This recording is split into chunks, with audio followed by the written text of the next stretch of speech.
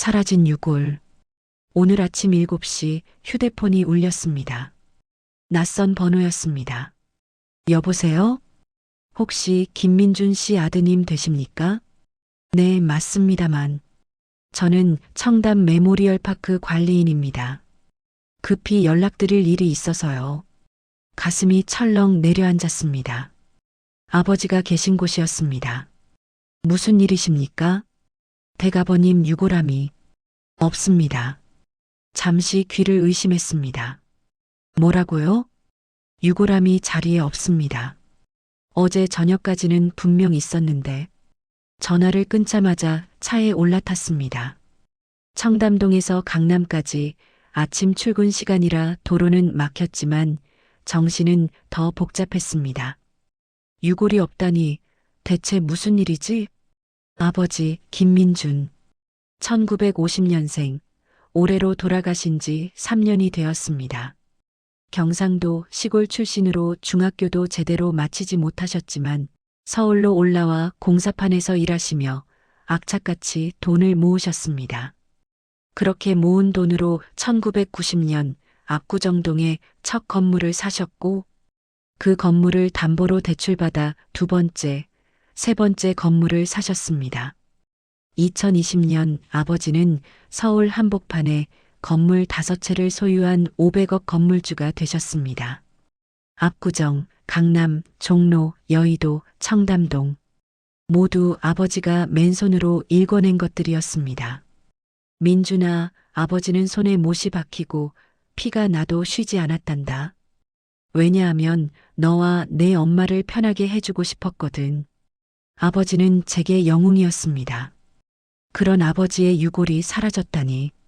납골당에 도착했을 때는 8시가 조금 넘었습니다. 관리인이 황급히 나와 맞이했습니다. 정말 죄송합니다. 이런 일은 처음입니다. 정확히 언제부터 없었습니까? 어제 저녁 6시 순찰 때까지는 분명 있었습니다.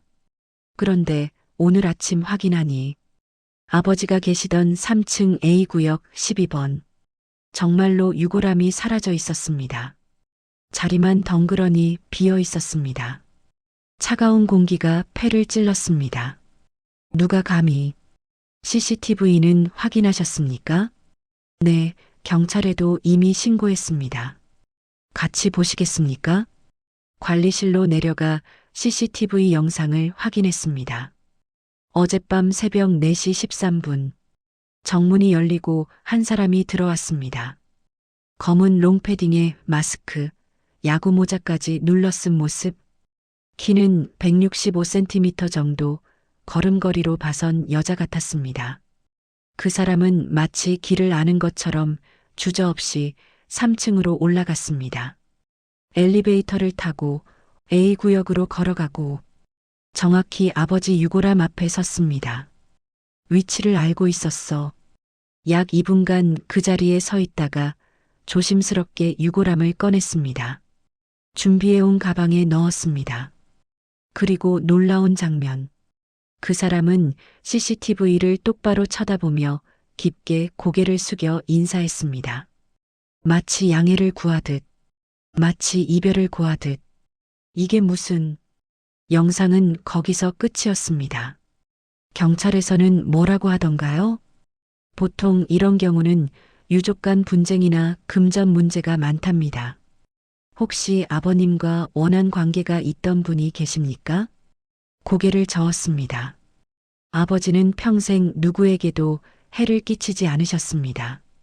빚도 없으셨고요. 그럼 혹시 유산 상속 관련해서 저희는 어머니와 저 단 둘뿐입니다. 아무 문제 없었습니다. 관리인도 난감한 표정이었습니다. 집으로 돌아왔습니다. 어머니께는 아직 말씀드리지 않았습니다. 놀라실 게 뻔했습니다. 서재에 앉아 아버지 사진을 바라봤습니다. 환하게 웃고 계신 모습. 아버지, 대체 누가 왜 이런 짓을 한 걸까요? 그날 밤은 한숨도 자지 못했습니다. 이틀 뒤 토요일 아침 우편함을 확인하러 나갔습니다. 청구서 몇 장과 함께 낯선 편지 한 통이 있었습니다. 발신인 이름도 주소도 없었습니다. 손으로 쓴 듯한 삐뚤삐뚤한 글씨로 제 이름만 적혀 있었습니다. 심장이 빠르게 뛰기 시작했습니다. 이게 뭐지? 거실로 들어와 봉투를 뜯었습니다. 안에서 낡은 사진 한 장이 나왔습니다. 40년도 더 된 듯 빛이 발해 누렇게 변한 사진. 그런데 사진 속 인물을 보는 순간 손이 얼어붙었습니다. 젊은 시절의 아버지였습니다. 25쯤 되어 보이는 제가 한 번도 본 적 없는 젊은 아버지. 환하게 웃으며 한 여자와 손을 잡고 있었습니다. 문제는 그 여자였습니다. 어머니가 아니었습니다. 긴 머리를 한 낯선 여자. 둘의 손이 꼭 맞잡혀 있었고 눈빛은 서로를 향해 있었습니다. 이게 대체... 사진을 뒤집었습니다. 떨리는 손글씨로 이렇게 적혀 있었습니다. 진실을 알고 싶으면 12월 24일 오후 3시 명동 옛날 국밥집으로 오세요. 부디 혼자 오시길 바랍니다. 김민준 씨가 평생 숨긴 이야기를 들려드리겠습니다. 글씨가 떨리고 있었습니다. 마치 쓰는 사람이 무언가를 두려워하거나 아니면 슬퍼하는 것처럼. 다시 사진을 들여다봤습니다. 아버지의 표정이 너무 행복해 보였습니다. 제가 아는 아버지의 얼굴 중 가장 밝은 표정이었습니다. 이 여자는 누구지? 왜 유골과 관련이 있는 거지? 머릿속이 복잡했습니다. 어머니께 보여드려야 할까 고민했습니다. 결국 2층 침실로 올라갔습니다. 어머니는 거실 소파에서 TV를 보고 계셨습니다. 엄마, 왜? 이거 좀 봐주세요. 사진을 내밀었습니다. 어머니는 안경을 쓰시고 사진을 받아드셨습니다. 그리고 얼굴이 굳으셨습니다. 5초, 10초, 20초. 말씀이 없으셨습니다. 엄마, 이 여자 아세요? 어디서 났니? 이게 우편함에 들어있었어요. 아버지 유골 사건이랑 관련 있는 것 같은데요. 어머니는 사진을 오래도록 들여다보셨습니다. 눈가가 미세하게 떨리는 게 보였습니다. 엄마, 모르겠다. 정말이요? 정말이야. 내 아버지 옛날 일은 나도 다 모르니까. 거짓말이었습니다. 어머니의 눈빛이 흔들리고 있었습니다. 뭔가 아시는 게 분명했습니다. 하지만 더 이상 묻지 않았습니다. 어머니도 말씀하고 싶지 않으신 게 분명했으니까요. 편지에 12월 24일에 명동으로 오래요. 혼자 가려고? 네. 가봐야 알 것 같아요. 어머니는 한참을 침묵하시다가 말씀하셨습니다. 조심해라. 네. 내 아버지는 좋은 사람이었어. 하지만 완벽하진 않았단다. 무슨 뜻이에요? 어머니는 대답 대신 다시 TV를 켜셨습니다. 대화는 거기서 끝났습니다. 그날 밤 잠이 오지 않았습니다. 사진 속 아버지의 얼굴이 자꾸 눈에 밟혔습니다. 너무 행복해 보이는 제가 한 번도 본 적 없는 표정. 아버지, 당신은 누구셨나요? 12월 24일까지는 아직 2주가 남았습니다. 하지만 이미 불안이 가슴을 짓누르기 시작했습니다. 아버지를 평생 존경하며 살았습니다. 가난한 집안에서 태어나 맨손으로 성공한 분. 누구보다 성실하고 정직하고 가족을 사랑하는 분. 그런 아버지에게 이런 과거가 있었다니. 도대체 무슨 일이 있었던 걸까요? 첫 번째 여자, 박영희. 12월 24일이 되었습니다. 크리스마스 이브. 거리는 연인들과 가족들로 가득했습니다. 빨간 산타 모자를 쓴 사람들, 손을 잡고 걷는 커플들, 캐럴이 흘러나오는 상점들. 하지만 제 마음속은 겨울보다 차갑고 무거웠습니다. 명동역에서 내렸습니다. 오후 2시 30분 약속 시간까지 30분이 남았습니다. 옛날 국밥집 주소는 없었지만 검색해보니 명동 골목 안쪽에 50년 된 국밥집이 하나 있었습니다. 골목길을 따라 걸어 들어갔습니다. 화려한 명동 거리와 달리 안쪽은 낡고 조용했습니다. 10분쯤 걸었을까? 옛날 국밥집이라는 간판이 보였습니다. 페인트가 군데군데 벗겨진 간판, 낡은 나무 문, 유리창 너머로 보이는 텅 빈 내부. 여기가 맞나? 심호흡을 했습니다. 손이 떨렸습니다. 저 문을 열면 내가 모르던 아버지를 만나게 되는 거겠지. 2시 55분 더 이상 미룰 수 없었습니다. 문을 밀고 들어갔습니다. 삐걱. 낡은 문짝이 소리를 냈습니다. 가게 안은 예상대로 손님이 없었습니다. 오래된 나무 테이블 4개, 플라스틱 의자들, 벽에 걸린 낡은 메뉴판, 그리고 창가 자리에 한 사람이 앉아 있었습니다. 60대 후반쯤 되어 보이는 여자. 흰 머리를 단정하게 묶었고 검은 코트를 입고 있었습니다. 창밖을 바라보던 그 여자가 천천히 고개를 돌렸습니다. 눈가에 눈물 자국이 있었습니다. 혹시 저를 부르신 건가요? 여자는 나를 위아래로 훑어봤습니다. 그리고 작게 웃었습니다. 슬픈 미소였습니다. 민준이를 닮았네요. 네, 당신이 김민준 씨 아들이군요. 앉으세요. 여자가 옆자리를 가리켰습니다. 조심스럽게 앉았습니다. 가까이서 보니 여자의 얼굴에 세월의 흔적이 깊게 새겨져 있었습니다. 하지만 눈빛만큼은 또렷했습니다. 제 아버지 유고를 가져가신 분이 당신입니까? 여자는 대답 대신 가방을 뒤지기 시작했습니다. 낡은 가죽 가방. 그 안에서 더 낡은 수첩 하나를 꺼냈습니다. 표지가 헤어지고 모서리가 달아 있었습니다. 이걸 먼저 보세요. 수첩을 건네받았습니다. 무거웠습니다. 무게 때문이 아니라 그 안에 담긴 무언가 때문에. 첫 장을 펼쳤습니다. 김민준. 아버지 이름이 또박또박 적혀 있었습니다. 그 아래로 날짜와 숫자들이 빼곡하게 이어졌습니다. 1985년 3월 15일 50만 원. 1985년 8월 3일 80만 원. 1986년 1월 20일 120만 원. 1986년 9월 14일 숫자는 계속 이어졌습니다. 1992년 6월 8일 1000만 원. 300만 원. 총 87회. 합계 8억 7,325만 원. 숨이 막혔습니다. 이게 뭡니까? 여자는 창밖을 바라보며 말했습니다. 당신 아버지가 저한테 빌린 돈입니다. 뭐라고요? 40년간 87번에 걸쳐서요. 말도 안 됐습니다. 거짓말 마세요. 우리 아버지는 평생 빚을 지고 사신 적 없습니다.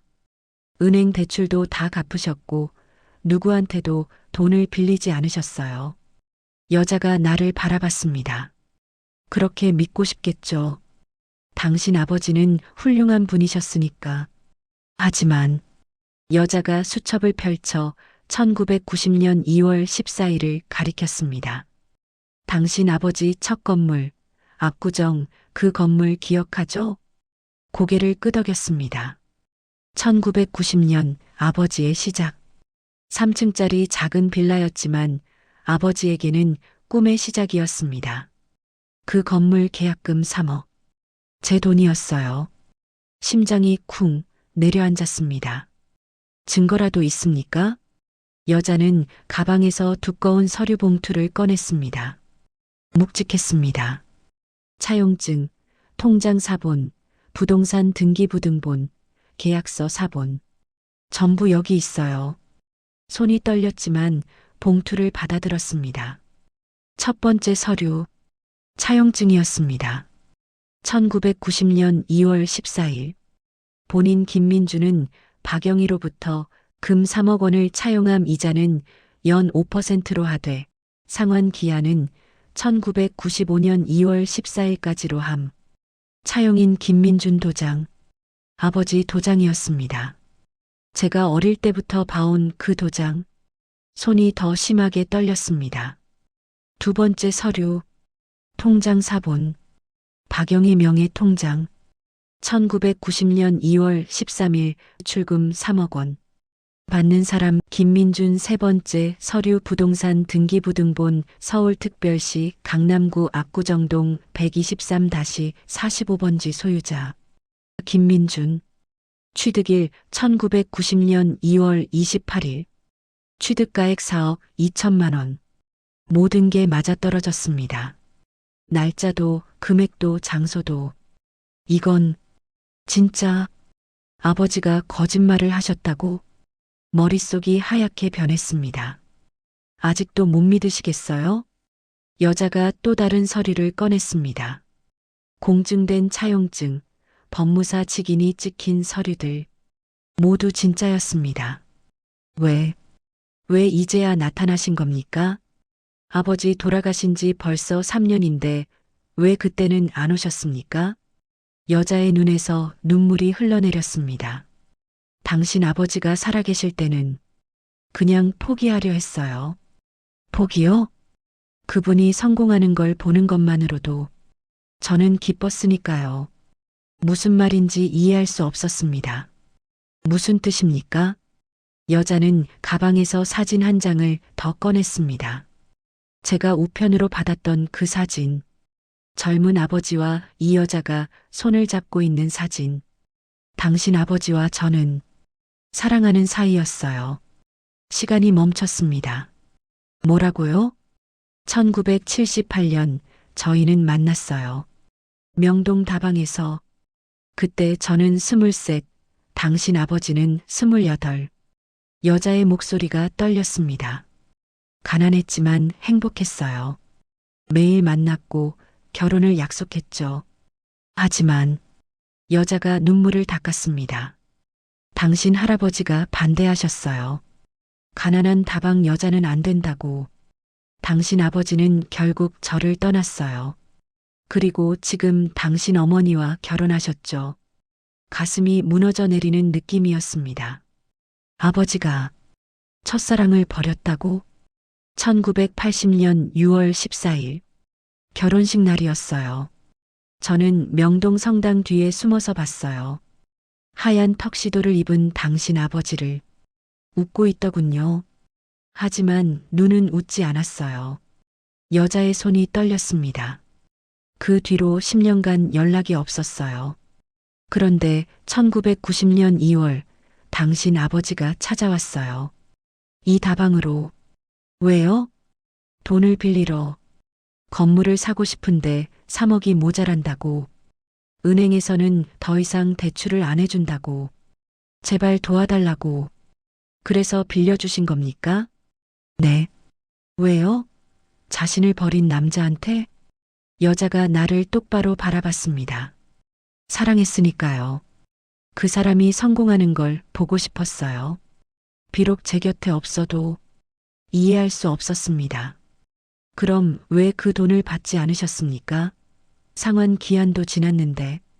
여자는 쓴웃음을 지었습니다. 받고 싶었죠. 하지만 당신 아버지는 한 번도 연락하지 않으셨어요. 건물이 늘어날 때마다 저는 신문에서 봤어요. 맨손으로 일군 건물왕 김민준 같은 기사들. 그때마다 가슴이 아팠어요. 제 돈인데, 제 사랑인데 아무도 몰라주잖아요. 침묵이 흘렀습니다. 그런데 여자가 갑자기 흐느끼기 시작했습니다. 하지만요. 제 딸이 지난달 교통사고로 죽었어요. 온몸이 얼어붙었습니다. 혼자 키운 딸이었어요. 36. 결혼도 안 했고 저랑 둘이 살았어요.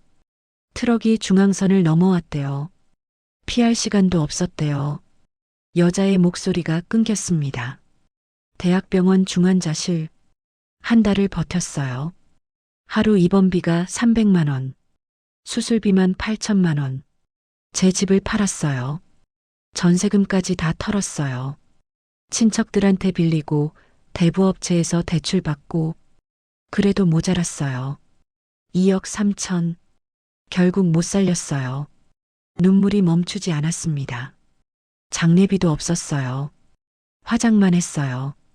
납골당에 모실 돈도 없었어요. 제 딸 유골함을 들고 이 근처 납골당을 찾아다녔어요. 값싼 곳을 찾으려고. 그때였습니다. 그런데 여자가 나를 바라봤습니다. 청담 메모리얼 파크에서 당신 아버지를 만났어요. 유골함에 이름이 적혀 있더라고요. 김민준. 40년 만에 다시 만난 거예요. 숨이 막혔습니다. 그래서 아버지 유골을 가져간 겁니까? 여자가 고개를 끄덕였습니다. 네. 제 딸 옆자리에 모셔뒀어요.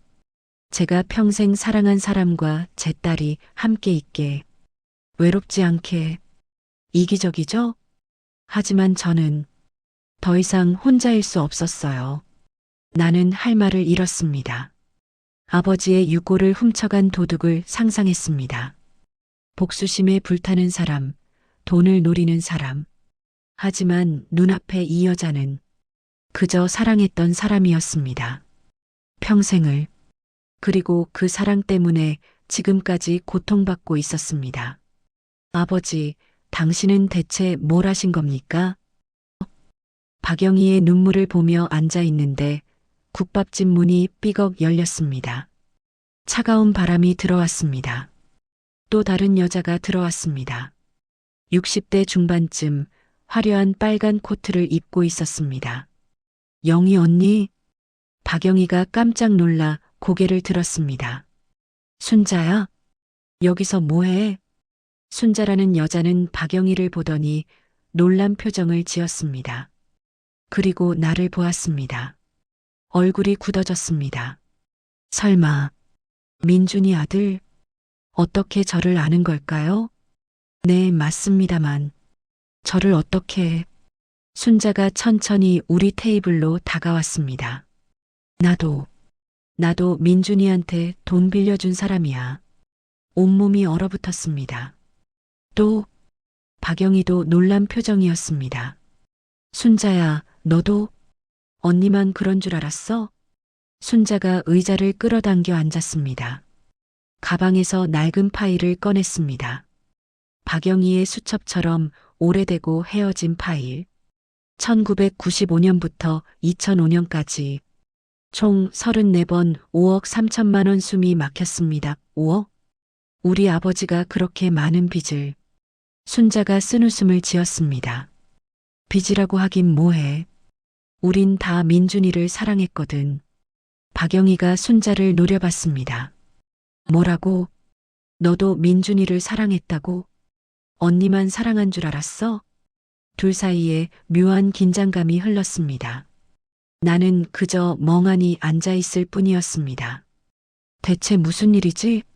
순자가 담배를 꺼내려다 말고 주머니에 도로 넣었습니다. 1980년대 초반. 언니랑 민준이가 헤어진 거 알잖아. 그때 민준이 완전히 망가졌어. 박영희가 고개를 숙였습니다. 그때 내가 명동 다방에서 일했어. 민준이가 단골이었지. 매일 와서 술 마시고 울고 사업도 망하고 빚쟁이들한테 쫓기고. 순자의 목소리가 낮아졌습니다. 그때 내가 위로해줬어. 처음엔 그냥 불쌍해서. 근데 그러다 보니 정이 들었어. 박영희가 주먹을 쥐었습니다. 그래서 돈을 빌려준 거야? 응. 1995년 민준이 두 번째 건물 살 때. 강남 건물. 고개를 들었습니다. 강남 건물이요? 그래. 압구정 건물 말고 강남역 근처 건물. 그거 계약금이 5억이었어. 은행에서 3억만 빌려줬대. 나머지 2억이 없어서 계약이 깨질 뻔했지. 그래서 내가 줬어. 당장은 2억, 나중에 추가로 3억. 서류를 펼쳤습니다. 역시나 아버지 도장이 찍힌 차용증들. 날짜도 금액도 모두 맞았습니다. 아버지는 도대체 몇 명한테 돈을 빌린 거야? 그럼 당신도 돈을 못 받았다는 겁니까? 순자가 고개를 끄덕였습니다. 한 푼도. 민준이는 돈을 벌수록 더 바빠졌어. 연락도 뜸해지고, 나중엔 아예 전화도 안 받더라고. 그래도 괜찮았어. 그 사람이 잘 사는 걸 보는 것만으로. 박영희와 똑같은 말이었습니다. 이 사람들은 대체. 그때 순자가 핸드폰을 꺼냈습니다. 영희 언니, 근데 있잖아. 미란이도 있어. 미란이요? 응. 민준이 대학 동기. 쟤도 1990년대 후반에 돈 빌려줬거든. 혹시 너도 모르고 있었던 거 아니야? 박영희의 얼굴이 창백해졌습니다. 미란이도? 순자가 전화를 걸었습니다. 긴 신호음 끝에 전화가 연결됐습니다. 미란아, 나 순자야. 스피커폰에서 여자 목소리가 들렸습니다. 순자 언니, 갑자기 무슨 일이야? 혹시 너 민준이한테 돈 빌려준 적 있어? 침묵. 긴 침묵이었습니다. 있어. 심장이 쿵 내려앉았습니다. 세 번째다. 얼마야? 3억 7천. 1998년부터 2003년까지. 돈 받았어? 아니. 민준이 죽고 나서 그냥 포기했어. 지금 어디야? 집. 왜? 명동 옛날 국밥집으로 와. 민준이 아들 여기 있어. 전화가 끊겼습니다. 세 사람은 서로를 바라봤습니다. 나는 그저 멍하니 앉아 있을 뿐이었습니다. 아버지는 도대체 몇 명의 여자와 30분쯤 지났을까? 국밥집 문이 또 열렸습니다. 60대 중반의 여자가 들어왔습니다. 단정한 베이지색 코트, 짧게 자른 머리, 안경. 세 사람 중 가장 차분해 보였습니다. 미란아. 박영희가 일어났습니다. 오랜만이네. 언니도. 미란이라는 여자는 나를 보았습니다. 안녕하세요. 김미란입니다. 당신이 민준 씨 아드님이시군요. 네. 안녕하세요. 미란이 자리에 앉았습니다. 가방에서 오래된 다이어리를 꺼냈습니다. 1998년부터 2003년까지 당신 아버지 세 번째 건물 살 때 제가 도와드렸어요. 종로 건물이었죠. 고개를 끄덕였습니다. 아버지가 생전에 가장 자랑하던 건물이었습니다. 종로 한복판 8층짜리 상가 건물. 당시 시세가 12억이었어요.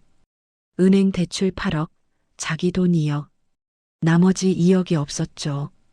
그래서 제가 처음에 2억을 빌려드렸고, 이후 5년간 추가로 1억 7천, 총 3억 7천만 원. 다이어리를 펼쳐 보여줬습니다. 역시나 아버지 도장이 찍힌 차용증, 계좌이체 내역서, 모두 진짜였습니다. 이게 현실인가? 그런데 왜 다들 돈을 안 받으신 겁니까? 세 여자가 서로를 바라봤습니다. 박영희가 먼저 입을 열었습니다. 사랑했으니까. 순자가 고개를 끄덕였습니다. 그 사람이 행복하면 그걸로 됐으니까. 미란이 조용히 덧붙였습니다. 우리가 바보 같죠? 40년간 돈도 못 받고 연락도 없고 그래도 신문에서 그 사람 기사 나올 때마다 기뻤어요. 아, 잘 살고 있구나. 그걸로 충분했어요. 가슴이 먹먹해졌습니다. 이해할 수 없었습니다. 어떻게 이런 사랑이 가능한 걸까요? 그때 미란이 조심스럽게 물었습니다. 혹시 당신 아버지 유품 중에 낡은 녹음기 있었나요? 소니 워크맨. 아버지가 평생 갖고 다니시던 거. 깜짝 놀랐습니다. 어떻게 아십니까? 제가 선물했거든요. 1999년 크리스마스에. 그거 한번 들어보세요. 안에 뭔가 있을 거예요. 녹음기? 무슨 말씀이신지. 당신 아버지는 무언가를 녹음하는 버릇이 있었어요. 중요한 순간들을. 혹시 그 녹음기가 아직 있다면 마지막 녹음이 남아있을 거예요. 세 여자가 나를 바라봤습니다. 찾아보세요. 그럼 모든 게 설명될 겁니다. 모든 게 집으로 돌아왔습니다. 어머니께는 늦는다고만 문자를 보냈습니다. 아버지 서재로 들어갔습니다. 오래된 나무 책상, 가죽 의자, 빼곡한 책들. 아버지가 돌아가신 후 한 번도 건드리지 않았던 공간. 서랍을 열기 시작했습니다. 첫 번째 서랍 서류들, 두 번째 서랍 사진들, 세 번째 서랍 낡은 물건들, 그리고 맨 아래 서랍. 손이 닿았습니다. 낡은 손이 워크맨. 정말 있었습니다. 이게 손이 떨렸습니다. 건전지 칸을 열었습니다. 녹이 슬어 있었습니다. 새 건전지로 교체했습니다. 재생 버튼을 눌렀습니다. 지지직 잡음만 들렸습니다. 그러다 갑자기 2021년 10월 3일 아버지 목소리였습니다. 내가 이 녹음을 남기는 이유는 내 아들이 진실을 알아야 하기 때문이다. 숨이 멈췄습니다. 민준아, 아빠는 평생 거짓말쟁이였다. 너한테도 내 엄마한테도. 기침 소리. 내가 세운 건물 5채. 그중 3채는 사실 다른 사람들 돈으로 산 거야. 영희, 순자, 미란. 이 3사람이 없었으면 아빠는 아무것도 못 이뤘어. 손이 떨려 녹음기를 떨어뜨릴 뻔했습니다. 하지만 난 한 번도 고맙다는 말 제대로 못했어. 자존심 때문에. 남자의 자존심이라는 게 얼마나 비겁한 건지 이제야 알겠구나. 긴 침묵. 민준아, 아빠가 죽으면 3분을 꼭 찾아가라. 그리고 여기서 녹음이 끊겼습니다. 지지직. 다시 재생 버튼을 눌렀지만 소용없었습니다. 그리고 뭐? 아버지, 그 다음이 뭐야? 녹음기를 쥔 채 한참을 앉아 있었습니다. 아버지가 알고 있었습니다. 자신이 받은 사랑을, 갚지 못한 빚을. 그런데 왜 끝까지 갚지 않으셨을까요? 왜 연락도 하지 않으셨을까요? 자존심? 그게 전부일까요? 다음 날 아침 다시 명동으로 향했습니다. 새 여자를 만나기로 했습니다. 같은 국밥집, 같은 시간. 도착했을 때 3사람은 이미 앉아 있었습니다. 오셨네요. 미란이 인사했습니다. 자리에 앉았습니다. 녹음기를 테이블 위에 놓았습니다. 들었습니다. 아버지 목소리. 새 여자의 표정이 변했습니다. 뭐라고 하시던가요? 박영희가 조심스럽게 물었습니다. 3분께 감사하다고. 3분이 없었으면 아무것도 이루지 못했을 거라고. 그리고 제게 3분을 찾아가라고 했습니다. 하지만 말을 멈췄습니다. 하지만 녹음이 거기서 끊겼습니다. 그 다음 말을 못하셨어요. 침묵이 흘렀습니다. 순자가 한숨을 쉬었습니다. 그 사람 참 끝까지 말을 다 못하네. 미란이 가방에서 봉투를 꺼냈습니다. 사실 제가 2주 전에 편지를 받았어요. 당신 아버지한테서. 2주 전요? 아버지는 3년 전에 돌아가셨는데 편지는 3년 전에 쓰신 거예요. 하지만 변호사 사무실에 맡겨두셨죠. 3년 뒤에 보내라고. 봉투를 받아들었습니다. 아버지 손글씨였습니다. 미란에게. 열어보세요. 편지를 꺼냈습니다.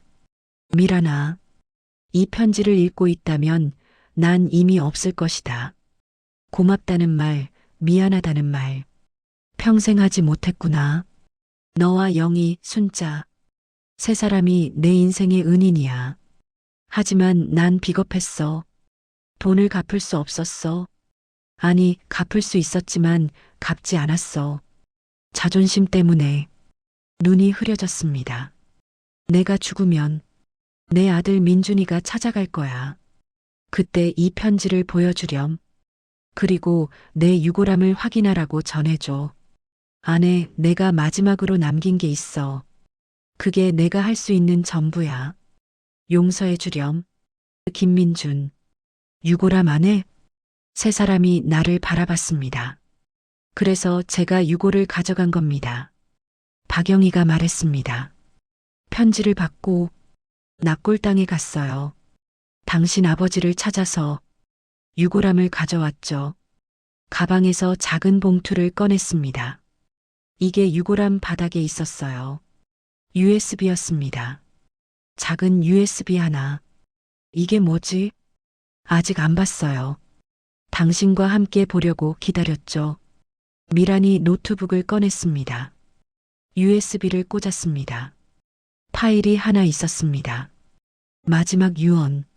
MP4. 재생 버튼을 클릭했습니다. 화면이 켜졌습니다. 아버지였습니다. 3년 전 돌아가시기 직전의 모습. 침대에 누워 계셨습니다. 민준아, 아빠 목소리 잘 들리니? 지금부터 하는 말. 끝까지 들어줘. 심장이 빠르게 뛰었습니다. 아빠가 너한테 말하지 못한 진실이 있어. 사실은 너에게 여동생이 있었어. 뭐라고? 영희의 딸. 박수진. 그 아이가 내 이복 여동생이야. 박영희가 손으로 입을 막았습니다. 민준아 놀랐지? 아빠도 처음엔 몰랐어. 1982년 영희가 찾아왔어. 임신했다고. 헤어진 지 2년 만이었어. 알고 보니 헤어지기 전에 생긴 아이였지. 영희는 혼자 낳아서 키웠어. 아빠한테 말도 안 하고. 박영희가 눈물을 흘렸습니다. 하지만 1982년 아이가 아파서 수술비가 필요했대. 그래서 찾아온 거야. 아빠는 그때부터 몰래 돈을 보냈어. 매달 매년 영희와 수진이를 위해서. 그게 아빠가 영희한테 빌린 돈이야. 사실은 빌린 게 아니라 딸을 위해 쓴 거지. 뭐라고? 모든 게 뒤집혔습니다. 순자와 미란도 마찬가지야. 그 사람들도 아빠를 사랑했어. 그래서 도와줬지. 하지만 아빠는 갚을 수 없었어. 왜냐하면 수진이 치료비가 계속 들었거든. 희귀병이었어. 평생 약을 먹어야 했어. 병원비가 매달 500만 원씩. 아빠가 다 됐어. 영희도 모르게. 박영희가 흐느꼈습니다. 그래서 세 분한테 빌린 돈을 갚을 수가 없었어.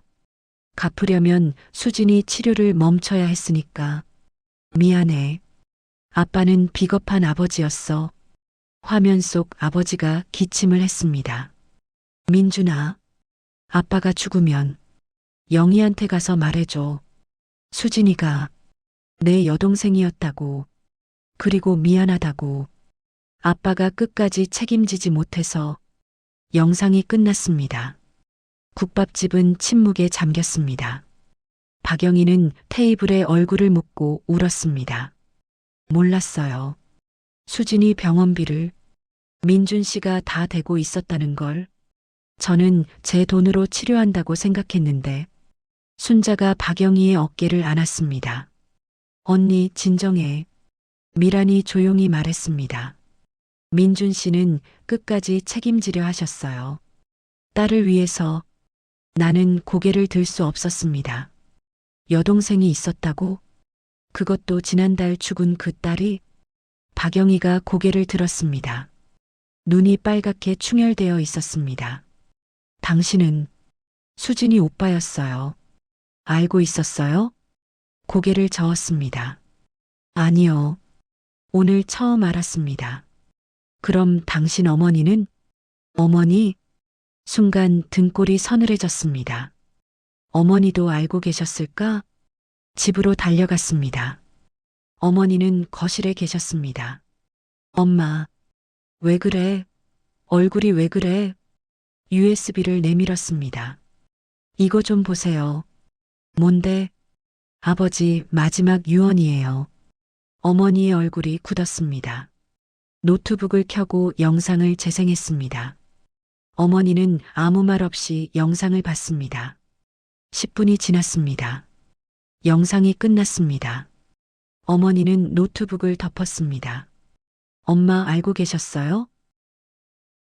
엄마, 어머니가 천천히 고개를 끄덕였습니다. 알고 있었어. 온몸이 얼어붙었습니다. 언제부터요? 결혼하고 5년 뒤쯤 내 아버지 수첩을 봤어. 매달 500만 원씩 빠져나가더라고. 추궁했지. 그때 내 아버지가 다 말했어. 영이라는 여자가 있다고. 딸이 있다고.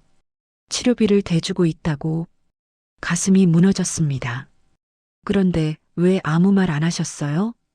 왜 이혼하지 않으셨어요? 어머니가 창밖을 바라봤습니다. 사랑했으니까. 내 아버지를. 처음엔 아니었어.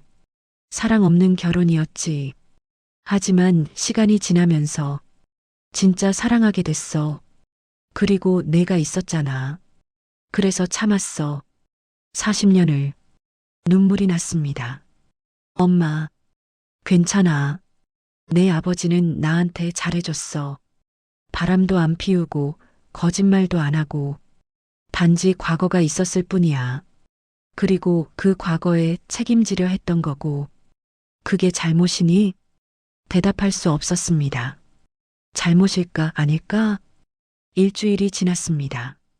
그 일주일 동안 아무것도 할 수 없었습니다. 회사에도 가지 않았습니다. 그저 아버지 서재에 앉아 생각에 잠겼습니다. 아버지는 누구였을까? 성공한 사업가? 책임감 있는 아버지? 비겁한 거짓말쟁이? 아니면 사랑을 지키려 했던 남자?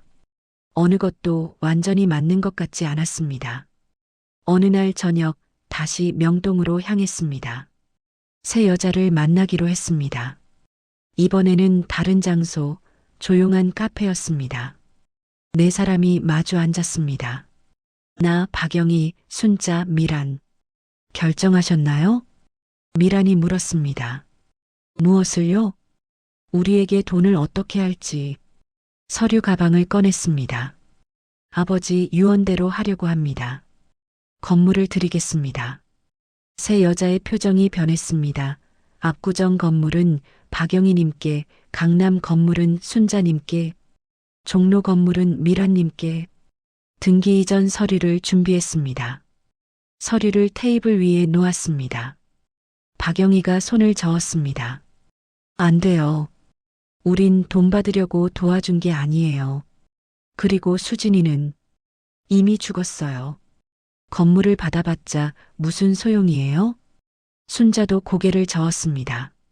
나도 마찬가지야. 그냥 민준이가 행복했으면 그걸로 됐어. 미란도 서류를 돌려줬습니다. 저도 받을 수 없어요. 이건 당신 아버지가 피땀으로 일군 거예요. 우리 돈은 그저 씨앗이었을 뿐이에요. 하지만 나는 서류를 다시 밀었습니다. 이건 빚이 아닙니다. 아버지의 마지막 사랑입니다. 받아주세요. 그래야 아버지도 편히 쉬실 것 같습니다. 세 여자가 서로를 바라봤습니다. 긴 침묵 끝에 박영희가 입을 열었습니다. 조건이 있어요. 말씀하세요. 이 건물들로 장학재단을 만들어요. 수진이 이름으로. 그리고 아픈 아이들을 도와요. 그게 당신 아버지가 진짜 원하던 거예요. 순자가 고개를 끄덕였습니다. 나도 찬성. 민준이가 평생 하려던 게 그거잖아. 미란도 동의했습니다. 저도 좋아요. 김민준 장학재단. 어때요? 가슴이 따뜻해졌습니다. 그래, 그게 맞아. 좋습니다. 그렇게 하겠습니다. 그때 박영희가 또 다른 봉투를 꺼냈습니다. 그리고 이것도 드려야 할 것 같아요. 뭡니까? 당신 어머니한테 온 편지예요. 어머니요? 네. 당신 아버지가 쓴 거예요. 영애 씨한테 맡겨뒀대요. 죽고 나서 3년 뒤에 전화라고. 손이 떨렸습니다. 봉투를 받아들었습니다. 아내에게라고 적혀 있었습니다. 이건 제가 드려야 할까요? 미란이 고개를 끄덕였습니다. 당신 어머니가 알 권리가 있어요. 모든 진실을. 그날 밤 집으로 돌아왔습니다. 어머니는 안방에 계셨습니다. 엄마, 응? 이거 아버지가 엄마한테 남긴 편지래요. 어머니의 손이 멈췄습니다. 편지를 받아드셨습니다. 한참을 보시더니 천천히 뜯으셨습니다. 나는 방 밖으로 나왔습니다. 30분쯤 지났을까? 어머니가 거실로 나오셨습니다. 눈이 빨갛게 부어 있었습니다. 엄마, 괜찮으세요? 어머니는 소파에 앉으셨습니다. 앉아라. 옆에 앉았습니다. 내 아버지가 미안하다고 하더구나. 40년간 거짓말한 거, 그리고 고맙다고 끝까지 곁에 있어줘서. 어머니가 편지를 내밀었습니다. 받아들고 읽기 시작했습니다. 여보, 이 편지를 읽고 있다면 당신은 이미 모든 걸 알았겠지. 영희와 수진이 일, 순자와 미란이 일. 나는 평생 당신한테 거짓말했어. 미안해. 하지만 한 가지만은 진실이야. 나는 당신을 사랑했어. 처음엔 아니었지.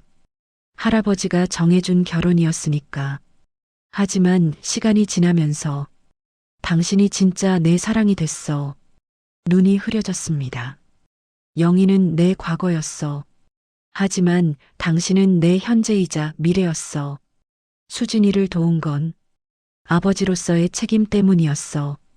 하지만 당신과 민준이를 선택한 건 진짜 사랑 때문이었어. 이해해 줄 수 있겠어? 나는 비겁한 남자였어. 하지만 당신을 사랑한 건 진심이었어. 그리고 하나 더. 당신도 사실은 알고 있었지? 1996년 여의도 건물. 그거 당신 돈으로 샀잖아. 가슴이 멈췄습니다. 당신 아버지한테 받은 유산 10억. 그걸 내가 쓴 거. 당신은 한 번도 따지지 않았지. 그냥 묵묵히 지켜봐 줬어. 고마워. 당신이 네 번째 여자야. 아니, 진짜 유일한 여자야. 사랑해. 민준. 편지를 내려놓았습니다. 엄마도 돈을 빌려주셨어요? 어머니가 고개를 끄덕였습니다. 내 유산 10억? 내 아버지 사업 자금으로 썼지. 그것도 갚으라고 한 적 없어. 왜냐하면 어머니가 나를 바라봤습니다. 나도 사랑했으니까. 내 아버지를. 그 사람의 성공이 곧 우리 가족의 행복이었어. 그래서 기꺼이 도와줬어. 모든 게 명확해졌습니다. 아버지 건물 5채, 압구정 박영희의 돈, 강남 순자의 돈, 종로 미란의 돈, 여의도 어머니의 돈, 청담동 그나마 아버지 돈. 결국 아버지는 혼자가 아니었습니다. 4명의 여자가 있었습니다. 4명의 사랑이 있었습니다. 엄마, 미안해요. 왜? 아버지가 이런 분인 줄 몰랐어요. 어머니가 미소 지었습니다. 괜찮아. 내 아버지는 완벽하지 않았어. 하지만 최선을 다했어. 사랑하는 사람들을 위해서. 그걸로 충분해. 밤이 깊어갔습니다. 하지만 뭔가 석연치 않았습니다. 4명의 여자, 4채의 건물. 그럼 5번째 건물 청담동은? 그건 정말 아버지 돈일까? 다음 날 아버지 통장을 다시 확인했습니다. 청담동 건물 구입 시기 2015년. 구입가 150억. 은행 대출 100억. 자기 자본 50억. 50억은 어디서 나온 거지? 2015년 이전 아버지 통장을 뒤졌습니다. 그리고 발견했습니다. 2014년 12월 입금 50억. 송금인 박수진. 수진이가? 아니, 수진이는 아팠던 여자인데 50억을 어떻게? 그때 핸드폰이 울렸습니다. 박영희였습니다. 여보세요? 저 말씀드릴 게 있어요. 내일 납골당으로 와주실 수 있나요? 수진이 일로. 알겠습니다. 전화를 끊었습니다. 수진이 일? 다음 날 오전 청담 메모리얼 파크로 향했습니다. 겨울 햇살이 차가웠습니다.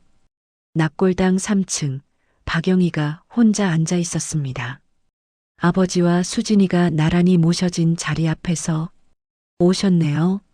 네. 옆에 앉았습니다. 박영희의 손에는 낡은 사진첩이 들려 있었습니다. 이거 보여드리려고요. 사진첩을 펼쳤습니다. 첫 장 갓난아기 사진. 수진이에요. 1982년 3월 14일 태어났어요. 민준 씨를 닮았죠? 정말 아버지를 닮았습니다. 눈매, 코, 입술. 페이지를 넘겼습니다.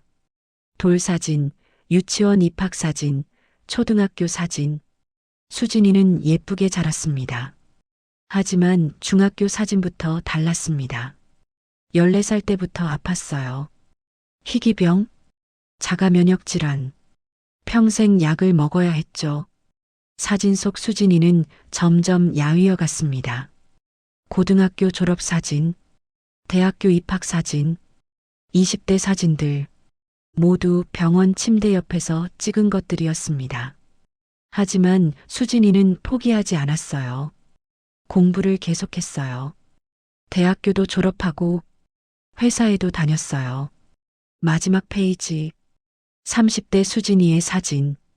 회사 정장을 입고 환하게 웃고 있었습니다. 저 사진이 2019년이에요. 그때 수진이가 박영희의 목소리가 떨렸습니다. 큰 결정을 했어요. 무슨 결정이요? 자기 신장을 팔았어요. 뭐라고요? 불법으로 중국에서 50억을 받았대요. 숨이 막혔습니다. 왜 그런 짓을? 당신 아버지 때문이에요. 네. 박영희가 눈물을 닦았습니다. 2019년 당신 아버지가 쓰러졌어요. 암이었죠. 치료비가 많이 들었어요. 수진이가 알았어요. 자기 아버지라는 걸. 그래서 자기 신장을 팔아서 아버지 치료비를 보낸 거예요. 가슴이 무너졌습니다. 수진이가 자기 신장을. 민준 씨는 거절했어요. 절대 받을 수 없다고. 하지만 수진이는 이미 송금했어요.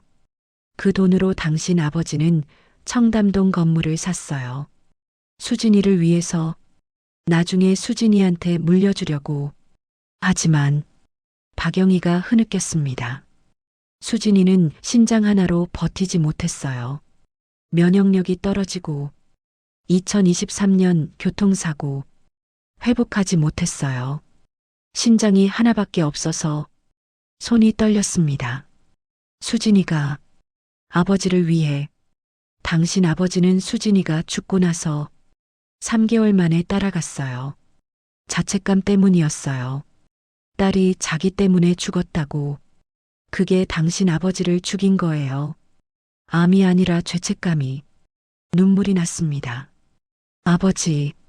박영희가 사진첩을 덮었습니다. 그래서 제가 당신 아버지 유골을 가져온 거예요. 수진이 옆에 둘이 함께 있게. 그게 두 사람이 원하던 거니까.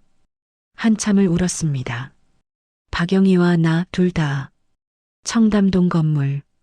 수진이 돈으로 산 거였군요. 네.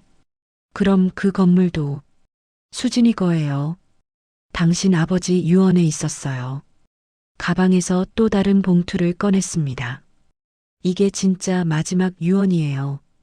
펼쳤습니다. 민준아. 청담동 건물은 수진이 돈으로 샀다. 그 아이가 자기 신장까지 팔아서 준 돈이야. 아빠는 그 돈을 쓰고 싶지 않았어. 하지만 수진이가 원했어. 아빠를 위해서라고. 그래서 건물을 샀어. 수진이를 위해서. 하지만 수진이는 죽었어. 아빠 때문에. 그래서 부탁이야. 청담동 건물을 팔아. 그 돈으로 신장병 환자들을 도와줘. 그게 수진이가 원하던 거야. 그게 아빠가 할 수 있는 마지막 속죄야. 부탁한다. 편지를 내려놓았습니다. 아버지는 끝까지. 박영희가 조용히 말했습니다. 당신 아버지는 괴로워했어요. 수진이를 살리지 못한 것. 그래서 유언을 남긴 거예요. 다른 아이들이라도 살리라고. 고개를 끄덕였습니다. 그렇게 하겠습니다. 청담동 건물을 팔아서 수진 신장병 재단을 만들겠습니다. 박영희가 미소 지었습니다. 슬프지만 따뜻한 미소였습니다. 고마워요. 수진이도 기뻐할 거예요. 그때 뒤에서 목소리가 들렸습니다. 잠깐만요. 돌아봤습니다. 어머니였습니다. 엄마. 어머니가 천천히 다가왔습니다. 박영희를 보셨습니다. 당신이 영희 씨? 박영희가 일어났습니다. 네. 죄송합니다. 두 여자가 마주 섰습니다. 긴 침묵이 흘렀습니다. 그리고 어머니가 입을 열었습니다. 고마워요.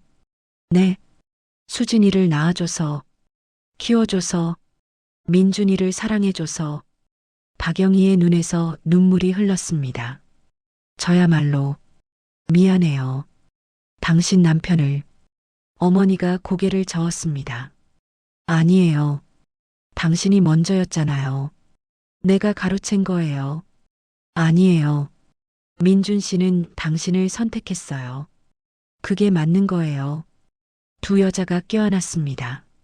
40년 만의 화해였습니다. 나는 그 모습을 보며 깨달았습니다. 아버지는 두 사람 다 사랑했구나. 다른 방식으로. 영애 씨는 과거의 사랑, 어머니는 현재의 사랑. 둘 다 진심이었구나. 한참 후 세 사람은 수진이 앞에 섰습니다. 어머니가 꽃을 놓으며 말했습니다. 수진아, 만나지 못해서 미안하구나. 너는 용감한 아이였어. 아버지를 사랑한 진짜 딸이었어. 이제 편히 쉬렴. 박영희가 덧붙였습니다.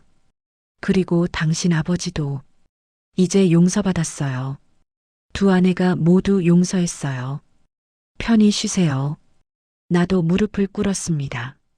아버지, 이제야 알겠어요. 당신이 왜 그렇게 사셨는지.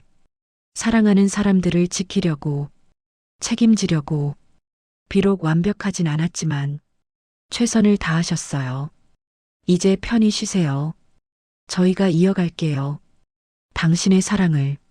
납골당을 나오며 어머니가 말씀하셨습니다. 민준아. 네. 재단 만들 때 나도 도울게. 여의도 건물도 같이 쓰자. 엄마. 어머니가 하늘을 보셨습니다. 내 아버지가 원하던 거니까. 다 함께 힘을 모으는 거. 그게 진짜 가족이니까. 순자와 미란에게도 연락했습니다. 일주일 후 5명이 모였습니다. 나, 어머니, 박영희, 순자, 미란. 아버지를 사랑한 5사람. 변호사 사무실에서 서류에 서명했습니다. 김민준, 박수진, 희망재단. 설립 취지 신장병 환자 지원 및 소외계층 자녀 장학금 지원. 기금 500억.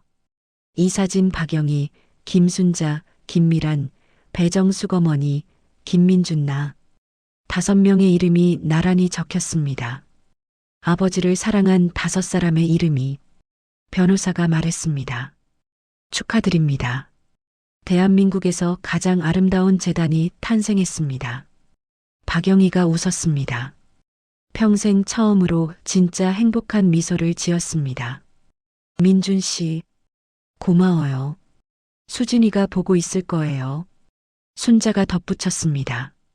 민준이도 하늘에서 웃고 있을 거야. 미란이 조용히 말했습니다. 이제 우리 모두 한 가족이네요. 어머니가 모두의 손을 잡았습니다. 네. 민준이가 만들어준 가족이에요. 비록 이상하지만 이게 우리 가족이에요. 5사람은 손을 맞잡았습니다. 사랑과 용서로 이어진 가족. 하지만 집으로 돌아오는 길, 뭔가 마음 한구석이 불편했습니다. 정말 이게 다일까? 아버지가 숨긴 게 정말 이게 다일까? 그날 밤 다시 아버지 서재로 들어갔습니다. 구석구석을 뒤졌습니다. 그리고 책장 뒤에서 발견했습니다. 작은 금고, 비밀번호를 눌렀습니다. 수진이 생일, 딸각. 금고가 열렸습니다. 안에는 낡은 노트 한 권과 USB 하나. 노트를 펼쳤습니다. 첫 장. 진실의 기록. 내가 죽으면 이걸 민준이가 찾을 것이다. 아들아, 미안하다. 아빠에게는 하나 더 숨긴 게 있다. 가슴이 철렁 내려앉았습니다. 또 페이지를 넘겼습니다. 그리고 그곳에 적힌 문장을 보는 순간 온 세상이 멈췄습니다. 사실 수진이는 내 친딸이 아니다. 손이 떨렸습니다. 노트가 바닥에 떨어질 뻔했습니다. 수진이가 아버지 친딸이 아니라고 다시 읽었습니다. 분명히 그렇게 적혀 있었습니다. 사실 수진이는 내 친딸이 아니다. 하지만 나는 평생 그 아이를 내 딸로 키웠다. 왜냐하면 페이지를 넘겼습니다. 1982년 3월 영희가 찾아왔을 때 이미 알고 있었다. 그 아이가 내 아이가 아니라는 걸. 우리가 헤어진 건 1980년 6월. 수진이가 태어난 건 1982년 3월. 계산이 안 맞았다. 하지만 영희는 내 아이라고 했다. 아니, 거짓말을 했다. 심장이 빠르게 뛰었습니다. 나는 알면서도 모른 척했다. 왜냐하면 영희를 사랑했으니까. 그리고 그 아이가 불쌍했으니까. 누구의 아이든 영희의 딸이면 내 딸이니까. 눈물이 났습니다.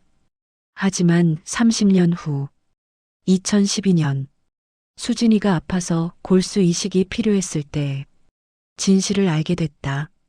DNA 검사를 했다. 일치하지 않았다. 영희에게 물었다. 그제야 영희가 울며 고백했다. 다음 페이지. 거기에는 박영희의 고백이 적혀 있었습니다. 민준 씨와 헤어지고 나서 저는 너무 힘들었어요. 명동 다방에서 일하면서 한 남자를 만났어요. 재벌 2세였어요. 그 사람이 저를 위로해줬어요. 그리고 임신했어요.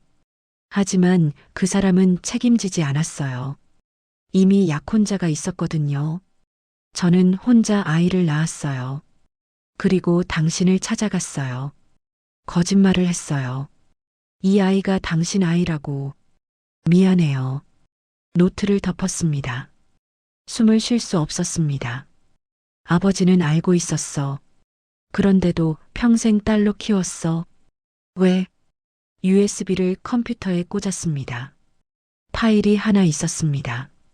진실 2023년 1월. 재생했습니다. 아버지 목소리가 들렸습니다. 민준아, 이 녹음을 듣고 있다면 너는 이미 노트를 읽었겠구나. 놀랐지? 수진이가 내 친딸이 아니라는 것. 기침 소리. 하지만 아빠에게 수진이는 진짜 딸이었어. 피가 섞이지 않았어도 마음으로 낳은 딸이었어. 목소리가 떨렸습니다. 2012년 DNA 검사 결과를 받았을 때 충격이었어. 하지만 동시에 이상했어. 화가 나지 않더라고. 오히려 더 미안하더라고. 영희가 얼마나 힘들었을까. 혼자 아이를 키우면서, 거짓말을 하면서 얼마나 무서웠을까. 그래서 아빠는 결정했어. 평생 모른 척하기로. 영희에게도 수진이에게도. 그게 아빠가 할 수 있는 사랑이었어. 진짜 아버지가 되는 거. 피로 연결된 게 아니라 선택으로 연결된 아버지. 눈물이 멈추지 않았습니다. 2019년 수진이가 신장을 팔았을 때 아빠는 미칠 것 같았어. 내 딸이 아닌 아이가 나를 위해 신장을 팔다니. 그게 얼마나 큰 사랑인지 너는 알겠니? 피로 연결되지 않은 사이가 그렇게 사랑할 수 있다는 게 얼마나 귀한 건지. 목소리가 떨렸습니다. 그래서 아빠는 더 미안했어. 그 아이를 지키지 못해서.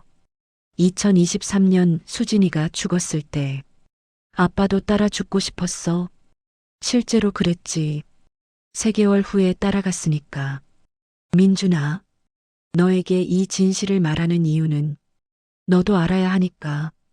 진짜 가족이 뭔지, 피가 아니라 선택이라는 걸, 사랑은 운명이 아니라 결정이라는 걸. 아빠는 수진이를 선택했어. 딸로.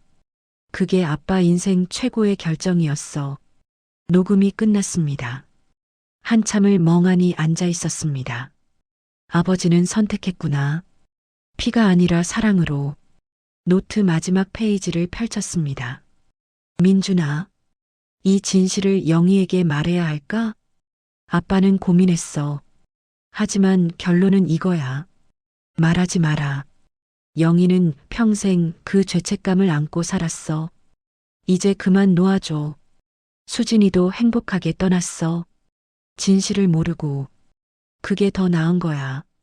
하지만 너는 알아야 해. 너는 다음 세대니까. 진짜 사랑이 뭔지 배워야 하니까. 사랑은 조건이 아니라 선택이다. 아빠가 너한테 남기는 마지막 교훈이야. 노트를 덮었습니다. 새벽 2시. 더 이상 참을 수 없었습니다. 박영희에게 전화했습니다. 긴 신호음 끝에 연결됐습니다. 여보세요? 이 밤에 영희 씨 만나야겠어요. 지금 당장 30분 후 24시간 카페에서 만났습니다. 박영희는 피곤한 얼굴이었습니다. 무슨 일이에요? 노트를 테이블 위에 놓았습니다. 이거 읽어보세요. 박영희가 노트를 펼쳤습니다. 첫 페이지를 읽는 순간 얼굴이 창백해졌습니다. 이게 계속 읽었습니다. 2페이지, 3페이지, 4페이지. 손이 떨렸습니다. 마지막 페이지에 도달했을 때 노트를 떨어뜨렸습니다. 알고 계셨어요. 민준 씨가 다 알고 계셨어요. 눈물이 쏟아졌습니다. 30년간 저는 거짓말쟁이였는데 그 사람은 다 알면서 수진이를 키워줬어요. 테이블에 얼굴을 묻고 울었습니다. 미안해요. 미안해요. 저는 너무 비겁했어요. 손을 잡았습니다. 영희 씨, 아버지는 화내지 않았어요. 오히려 감사했어요. 수진이를 만나게 해줘서, 사랑을 가르쳐줘서. 박영희가 고개를 들었습니다. 눈이 빨갛게 충혈돼 있었습니다. 정말 그렇게 생각하셨을까요? 네. 녹음을 들어보세요. USB를 건넸습니다. 박영희는 이어폰을 끼고 녹음을 들었습니다. 5분이 지났습니다. 10분이 지났습니다. 녹음이 끝났을 때 박영희는 고개를 떨구고 울었습니다. 그 사람은 천사였어요. 제가 평생 사랑할 수밖에 없었던 이유예요. 한참을 울고 나서 박영희가 물었습니다. 이 사실을 다른 사람들은 알아요? 고개를 저었습니다. 아니요. 아버지 유언대로 아무에게도 말하지 않을 겁니다. 어머니에게도? 네. 이건 우리만 아는 비밀로 남겨야 해요. 수진이를 위해서. 박영희가 고개를 끄덕였습니다. 고마워요. 당신은 아버지를 닮았어요. 착하고 따뜻해요. 집으로 돌아왔습니다. 동이 트고 있었습니다. 아버지 서재에 앉아 창밖을 바라봤습니다. 아버지는 위대했어. 피로 맺어지지 않은 딸을 진짜 딸로 사랑했어. 그게 얼마나 어려운 일인지. 나는 할 수 있을까? 그때 핸드폰이 울렸습니다. 박영희였습니다. 한 가지만 물어봐도 될까요? 네. 수진이 진짜 아버지가 누군지 아세요? 노트를 다시 펼쳤습니다. 거기에 이름이 하나 적혀 있었습니다. 강우진, 대한그룹 부회장. 지금은 회장이에요. 침묵. 그 사람이. 네. 1980년대 명동 다방에서 당신을 만난 사람. 수진이 진짜 아버지. 긴 침묵이 흘렀습니다. 알았어요. 그냥 궁금해서요. 찾아가실 건가요? 아니요. 이미 늦었어요. 그리고 수진이 진짜 아버지는 민준 씨예요. 피가 아니라 사랑으로. 그걸로 충분해요. 전화가 끊겼습니다. 하지만 나는 알고 있었습니다. 이야기가 아직 끝나지 않았다는 것을. 강우진, 대한그룹 회장, 수진이의 생물학적 아버지. 그는 알고 있을까? 자기 딸이 있었다는 것을, 그 딸이 죽었다는 것을, 그리고 만약 안다면 그는 어떻게 반응할까? 일주일이 지났습니다. 재단 설립 준비가 한창이었습니다. 박영희, 순자, 미란, 어머니, 그리고 나 5명이 모여 회의를 했습니다. 첫 장학생은 신장병 환자 자녀들로 선정합시다. 미란이 제안했습니다. 좋아요. 수진이가 가장 원하던 거예요. 박영희가 동의했습니다.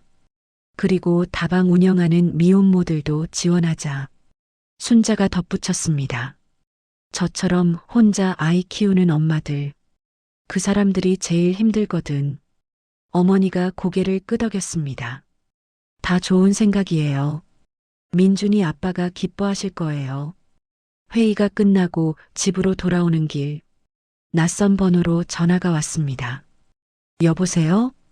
김민준 씨 되십니까? 네, 그런데요. 저는 대한그룹 비서실장 이정민입니다. 회장님께서 만나고 싶다고 하십니다. 심장이 멈췄습니다. 강우진? 무슨 일로? 박수진 양건입니다. 내일 오전 10시 대한그룹 본사로 와주십시오. 전화가 끊겼습니다. 그 사람이 어떻게 알았지? 다음 날 아침 강남 한복판 대한그룹 본사 30층 회장실 비서가 안내했습니다. 들어가십시오. 문을 열었습니다. 넓은 회장실. 창가에 한 남자가 서 있었습니다. 60대 후반 회색 양복. 강우진 회장이었습니다. 앉으시죠. 소파에 앉았습니다. 강우진이 마주 앉았습니다. 박수진, 그 아이가 내 딸이었다는 걸 3일 전에 알았습니다. 어떻게요? 개인 탐정을 고용했습니다. 영이라는 여자를 추적했죠. 40년 만에 강우진의 얼굴에 주름이 깊었습니다. 1980년대 저는 바보였습니다. 영희를 사랑하면서도 책임지지 못했죠. 약혼자가 있었고 집안에 압박이 있었고 그래서 도망쳤습니다. 비겁하게 목소리가 떨렸습니다. 하지만 평생 잊을 수 없었습니다. 영희를. 그리고 2년 전 아내가 죽고 나서 영희를 찾기 시작했습니다. 그리고 알게 됐죠. 영희에게 딸이 있었다는 것. 내 딸이. 하지만 이미 죽었다는 것. 강우진이 고개를 숙였습니다. 너무 늦었습니다. 딸을 한 번도 보지 못하고 죽게 내버려뒀습니다. 침묵이 흘렀습니다. 왜 저를 부르셨습니까? 강우진이 서류 하나를 꺼냈습니다.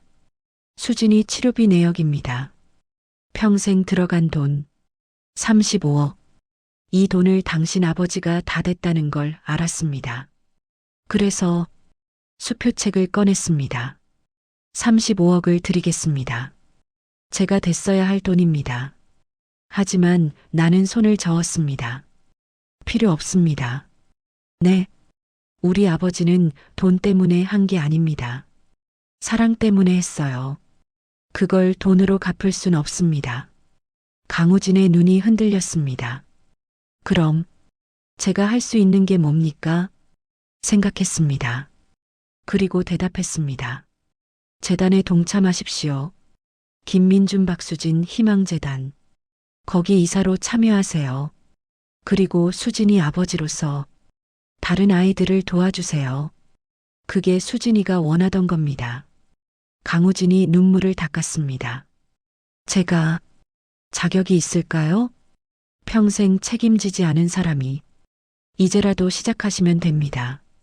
늦었지만 안 하는 것보단 낫습니다. 강우진이 고개를 끄덕였습니다. 감사합니다. 기회를 주셔서. 그리고 한 가지 더. 말씀하세요. 영애 씨를 만나지 마십시오. 네. 그분은 이미 평화를 찾으셨어요. 과거를 다시 들춰내지 마세요. 대신 조용히 뒤에서 도우세요. 그게 진짜 속죄입니다. 강우진이 고개를 숙였습니다. 알겠습니다. 그렇게 하겠습니다. 회장실을 나왔습니다. 엘리베이터를 타고 내려가는데 가슴이 뿌듯했습니다. 아버지, 잘했죠? 한 달 후, 김민준 박수진 희망재단 개소식. 많은 사람들이 모였습니다. 박영희, 순자, 미란 어머니, 그리고 뒤쪽에 조용히 앉은 강우진 회장. 기자들이 물었습니다. 재단 이름이 특이한데요. 김민준은 누구고 박수진은 누구입니까? 마이크를 잡았습니다. 김민준은 제 아버지입니다. 맨손으로 건물 5채를 일군 분이죠. 하지만 사실은 4명의 여자 도움으로 성공하셨습니다. 그분들이 여기 계십니다. 박영희, 순자, 미란, 어머니가 일어났습니다. 그리고 박수진은 제 이복 여동생입니다. 신장병으로 평생 고생하다가 교통사고로 세상을 떠났습니다. 이 재단은 2사람의 이름으로 어려운 아이들을 돕기 위해 만들어졌습니다. 박수가 터져 나왔습니다. 개소식이 끝나고 5명은 납골당으로 향했습니다. 아버지와 수진이가 나란히 계신 곳, 박영희가 꽃을 놓았습니다. 민준 씨, 수진아, 재단 만들었어. 너희 이름으로. 기뻐해. 순자가 덧붙였습니다. 민준아, 넌 혼자 성공한 게 아니었어. 우리가 다 도왔지. 하지만 그게 자랑이야. 너를 사랑할 수 있어서. 미란이 조용히 말했습니다. 이제 편히 쉬세요. 우리가 이어갈게요. 당신의 사랑을. 어머니가 손을 모았습니다. 여보, 당신은 완벽하지 않았어요. 하지만 최선을 다했어요. 그걸로 충분해요. 이제 편히 쉬세요. 나도 무릎을 꿇었습니다. 아버지, 이제야 알겠어요. 당신이 뭘 가르치려 했는지. 사랑은 조건이 아니라 선택이라는 것. 피가 아니라 마음이라는 것. 책임은 의무가 아니라 결단이라는 것. 저도 그렇게 살겠습니다. 당신처럼. 납골당을 나오는데 눈이 내리기 시작했습니다. 첫눈이었습니다. 박영희가 하늘을 보며 미소 지었습니다. 수진이가 좋아하겠네. 눈 오는 거. 순자가 손을 내밀었습니다. 우리 사진 찍을까? 5명 다 같이. 미란이 핸드폰을 꺼냈습니다. 좋아요. 기념으로. 5명이 어깨동무를 했습니다. 나, 어머니, 박영희, 순자, 미란. 아버지를 사랑한 5사람. 사진을 찍었습니다. 찰칵. 그 사진은 재단 사무실에 걸렸습니다. 김민준을 사랑한 사람들이라는 제목으로. 3년 후 재단은 성장했습니다. 지금까지 도운 아이들 523명, 장학금 78억, 신장병 환자 지원 164명. 박영희는 건강이 안 좋아졌습니다. 80이 넘은 나이, 당연한 일이었습니다. 어느 날 병원 침대에서 나를 불렀습니다. 민준 씨, 네, 영희 할머니. 부탁이 있어요. 말씀하세요. 제가 죽으면 당신 아버지 옆에 묻어주세요. 약속했잖아요. 이미 자리 예약해뒀어요. 박영희가 미소 지었습니다. 고마워요. 덕분에 평생 사랑을 지킬 수 있었어요. 그게 얼마나 행복한지 몰라요. 한 달 후, 박영희가 평화롭게 세상을 떠났습니다. 장례식에는 재단에서 도운 아이들이 모두 왔습니다. 박영희 할머니는 천사였어요. 한 아이가 말했습니다. 제가 수술받을 수 있게 해주셨어요. 이제 살 수 있어요. 박영희는 약속대로 아버지 옆자리에 묻혔습니다. 김민준, 박수진, 박영희. 세 개의 이름이 나란히. 2년 후 순자도 떠났습니다. 3년 후 미란도 떠났습니다. 모두 아버지 옆에 묻혔습니다. 그리고 5년 후 어머니도 조용히 눈을 감으셨습니다. 민준아, 내 엄마, 내 아버지, 좋은 사람이었어. 이제 만나러 가야겠다. 늦었지만 어머니는 미소를 지으며 떠나셨습니다. 어머니도 그 옆자리에 모셨습니다. 이제 납골당에는 5개의 이름이 있습니다. 김민준, 박수진, 박영희, 김순자, 김미란, 배정숙 어머니, 그 아래 새겨진 문구, 함께 사랑했던 사람들, 피가 아니라 마음으로 맺어진 가족. 10년 후 나는 50대가 되었습니다. 재단은 더 커졌습니다. 도운 아이들 2,347명. 강우진 회장도 10년간 묵묵히 재단을 도왔습니다. 한 번도 자신이 수진이 아버지라고 밝히지 않았습니다. 그저 조용히 뒤에서 지원했습니다. 어느 날 재단 사무실에 젊은 여자가 찾아왔습니다. 20대 후반 밝은 미소. 안녕하세요. 저 박수진 할머니 손녀 박은지입니다. 심장이 뛰었습니다. 손녀요? 네. 할머니 동생 딸이에요. 그러니까 수진 이모님 조카죠. 할머니가 돌아가시기 전에 제게 말씀하셨어요. 김민준 아저씨 아들을 꼭 만나라고, 고마움을 전하라고. 가방에서 편지를 꺼냈습니다. 이거 드리래요. 편지를 펼쳤습니다. 박영희의 손글씨였습니다. 민준 씨 아들에게. 이 편지를 읽고 있다면 저는 이미 없을 거예요. 고마웠어요. 당신과 당신 아버지 두 분 덕분에 행복했어요. 수진이도 행복했을 거예요. 비록 짧았지만 사랑받았으니까. 부탁이 있어요. 제 손녀 은지를 잘 부탁해요. 그 아이가 재단 일을 돕고 싶다고 해요. 수진이 대신 가능하다면 받아주세요. 감사합니다. 평생. 편지를 내려놓고 은지를 바라봤습니다. 재단에서 일하고 싶다고요? 네. 수진 이모님 이야기를 들으며 자랐어요. 할머니한테서 이모님처럼 살고 싶어요. 아픈 아이들을 돕고 싶어요. 미소가 지어졌습니다. 환영합니다. 우리 가족이 되어주세요. 은지의 눈에서 눈물이 흘렀습니다. 감사합니다. 최선을 다하겠습니다. 현재 나는 60대가 되었습니다. 재단은 대한민국 최고의 장학재단이 되었습니다. 도운 아이들 8,921명.